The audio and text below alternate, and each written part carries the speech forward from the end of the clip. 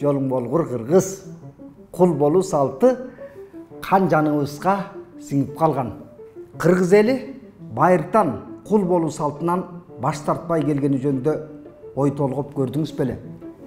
Ар бир кыргыз келин алып кыз берет, туурабы? Ошондо Куданын босогосун аттаган деле эмне дейбиз? Кулдугум бар, кулдугум бар, кулдугум бар дейт кыз алган тарап. Ар бир кыргыз бул сөзгө бышык кулак болуп бүткөн. Алдыңызга келген киши кулдугум бар дегени өң көрүнбөйт, көнүм шадат. Демек, кул болууну намыс көрбөйт. Кул болуудан арданбайбыз деген кеп бул. Кылымдардан бери салт болуп калган бул түшүнүктөн качан кутулабыз? Эмнеге кулдугум бар дегендин ордуна колубузду боорубузга алып минтсек болбойт. Урматыңыз артсын, урматыңызга таазим, же болбосо урмат сыйыбыз өтсүн, жана башка. Кулдугум бар дегенге караганда жакшы угулат го, ушинтип айтканыбыз. Анығында кимдир бирөөнү орус кул, араб кул же батыш кул деп көрүңүзчү. Оозуңузду кыйшайта урууга муштуму даяр. Эмнеге бирөөнүн босогосун аттап кулду курганда намыс арыбыз ойгонбойт. Аң сезимибиз терең уйкудагы калкпыз. Урматтуу брадар, бул сөзгө басым койгон себебим сөз материалдык күчкө ээ. Унутпайлы, кыргызда 50 жылда эл жаңы, 100 жылда жер жаңы деп айтылат. Демек, келгиле. Жаңыралы, өзгөрөлү, жаңы түшүнүктөрдү, жаңы маданиятты калыптайлы, жаңыча сый сөздөрдү жараталы, аң сезимибизде. Жаңыча рухий модернизация жөнүндө баш катыралы, сынчыл ой жөндөмгө ээ бололу.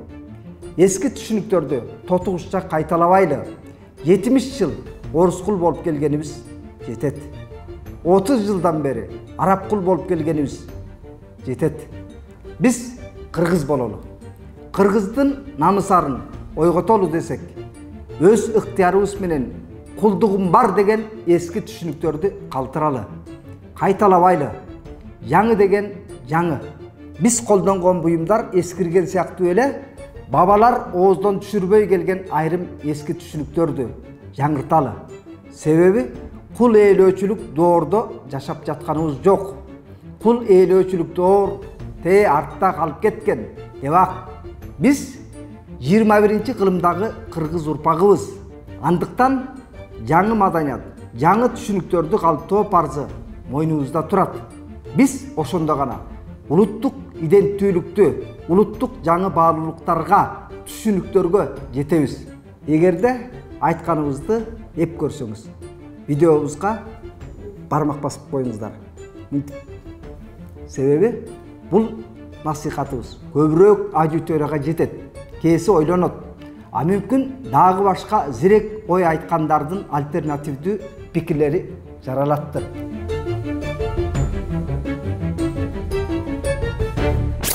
Айтайт десе долбоору улуттук баалуулуктар менен катар жалпы адамзаттын орток баалуулуктарын, ошондой эле демократия жөөлөтүн жайылтууну көздөйт.